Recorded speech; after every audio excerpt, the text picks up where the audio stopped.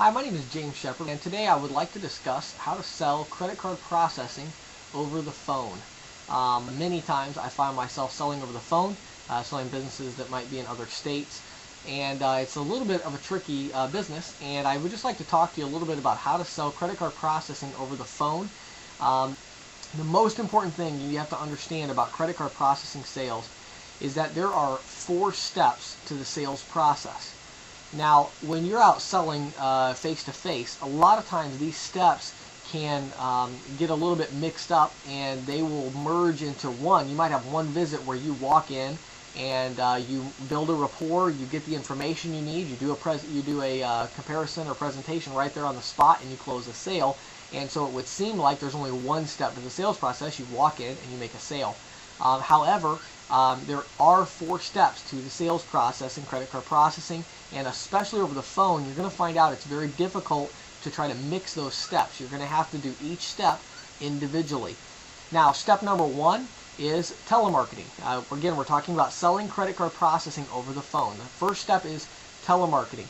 That's where you call potential clients and you have to build a rapport with them and get some information from them. And I'm going to pass over that stage very quickly and move on to the next step.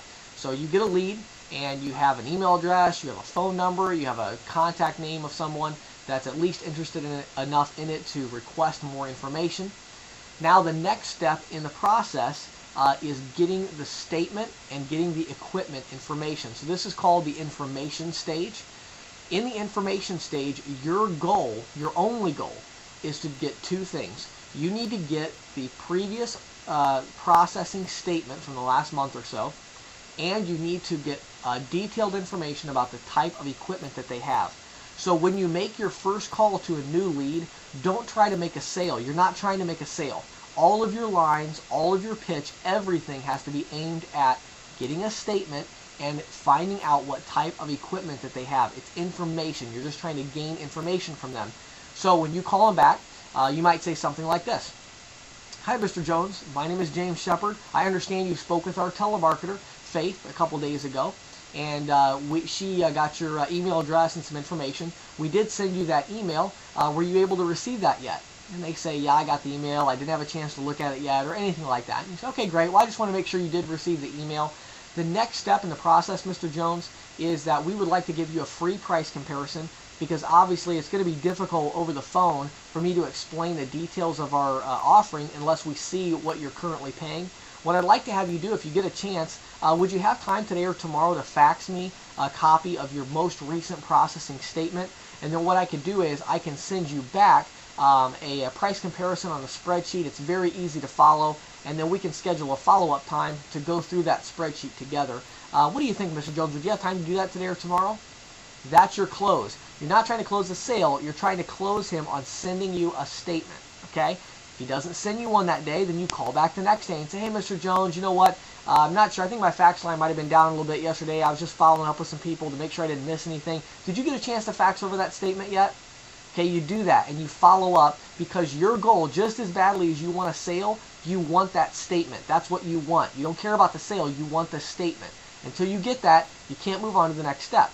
Also, when you talk to them, you want to say, okay, great, you're going to fax me that statement. One other thing, Mr. Jones, what type of equipment do you have right now? What are you running? You have a point of sale system there? Do you have a credit card terminal? Is it hooked up to the phone line, or is it hooked up to the internet line? Okay, if they say the phone line, you say, do you have internet available there? You need to know what type of equipment they have in order to give them the estimate. So you want to get information from them. You also could ask them just some basic questions about their volume. You know, what type of processing volume do you do in a month? Now, of course, you're going to get the statement, so you don't have to ask that, but if you find that out, you might be able to give them a little bit of details over the phone, especially if they haven't looked at the proposal yet. A lot of times, the first thing I'll bring up is the transaction fee. And I just talked to a guy on the phone today. He has a 75 location business, and I'm trying to do the entire deal over the phone with him. And so I talked to him for a while. He's very interested. One of the things that I spoke to him about was the transaction fee. And I say, hey, our transaction fee is only, say, if your machine is hooked up to the internet, because their machine might not be hooked up to the internet right now, but once you make the sale, we are going to walk them through the process of hooking up their terminal to the internet. So all you say is that they have the internet available. If he says, you know, our location doesn't have the internet available. Okay, well, you know, I can tell you right now it's going to save you a lot of money to get the internet. and also it's going to be a lot faster when you run your transactions. Would you like to get pricing on how much you would save if you had it hooked up to the internet? And that way we'd send you a free machine that'll work with the internet. So we can send you a free machine, you can hook it up to the internet, and I really think that'd be beneficial for your business. Would you be interested in that? So again, the information stage, we want two things. We want the statement, and we want to know what type of equipment they have that they are working with. Okay, that is the second stage in the sales process. Now, once you have that information, at the end of the call, you want to schedule a follow-up for the next portion of the sales presentation, which is the presentation. The presentation stage is the next stage. The way that you know if your call was successful is whether or not you got confirmation that you can move to the next step. That's how you know if you succeeded. It doesn't matter if you feel good about the call. It doesn't matter if you think the person really likes you. All that matters is, are they sending you a statement?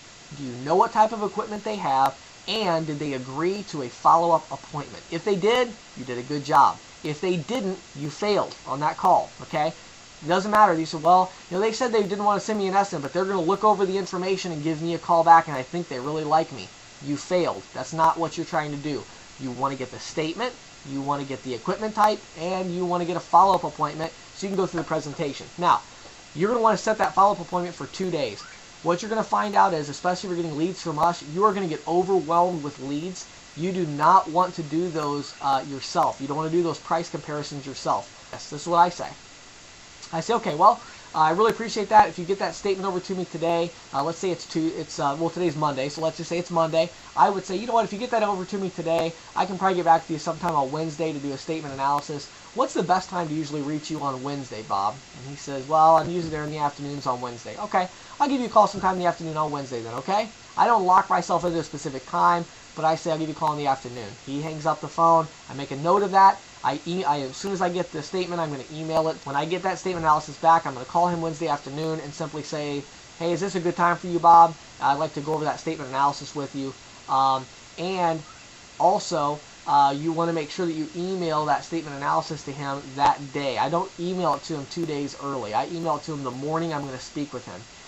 Because you don't want him to have it and look over it for 2 days and mull over it and call his other processor and all that. You want to email it to him and you want to call him.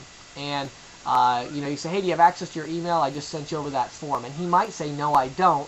And if he does, you say, okay, when's the next time you have access to your email? I can give you a call, because it's really, the spreadsheet's pretty simple, but honestly there's some terms on there that I need to go through with you. So I'd like to go through that with you together. What's the best time to call you back for you to have access to your email? And you schedule an appointment and you go through the presentation with the prospect. Now, when you go through the presentation, then the next step and the last step is the paperwork. Now you might think, well, the next step should be closing the sale. Yeah, I guess you could say that. I don't ever close the sale. And if you watch my other videos, you'll understand what I mean by that. I just assume that I'm going to get the sale and I move on to the paperwork. So when you're going through the presentation, you're going to say things like, now Mr. Jones, the equipment that you have right now, I know you said that you have a VX570 terminal. Now I can reprogram that terminal for you, or we could send you a free terminal and it's going to be pre-programmed. It's really up to you. What would you prefer, Mr. Jones? And he says, well, I want you to send me a new one. Okay, that's fine. So you make a note in the paperwork. So you get the paperwork ready. Now, when you're doing phone sales, you're going to have to learn how to use ELAP's Click Here, I Agree. And what that means is you can build the application in ELAP, and then you can send the merchant a Click Here, I Agree button to fill out the remaining portion of the paperwork. Okay? Now, when you do that, what I usually do is I don't take people's social security number or their tax ID number or their bank account information over the phone. That's just my personal preference. I don't do that. So what I do is I get every piece of information. Then I tell the merchant, once I'm done with the presentation and I've gotten all kinds of stuff put into the paperwork, I say, okay, Mr. Jones, right now, normally they're by the computer anyway. So I say, I'm going to send you this link right now. I'm going to hang on the phone until you confirm that you received that link from me. And a lot of times I can stay on the phone with them and have them fill out the application right then.